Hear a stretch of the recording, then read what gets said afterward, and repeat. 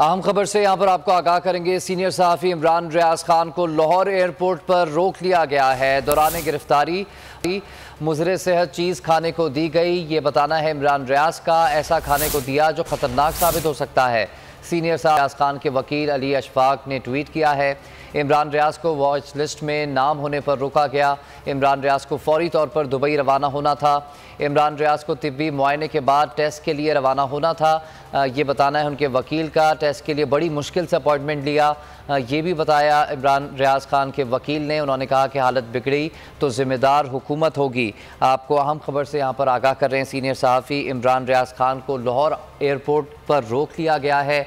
उनका नाम watch list में शामिल होने की वजह से उन्हें रोका गया। इमरान रियाज खान के मुताबिक उन्हें दौरान गिरफ्तारी मुज़र सेहत चीज़ खाने को दी गई। ऐसा खाने को दिया गया जो ख़तरनाक साबित हो सकता है। सीनियर सहाफ़ी इमरान रियाज खान के वकील अली अशफाक ने भी ट्वीट किया और लिखा कि इमरान रियाज को वॉच लिस्ट में नाम होने पर लाहौर एयरपोर्ट पर रोका गया है। उन्हें दुबई फ़ौरी तौर पर रवाना होना है।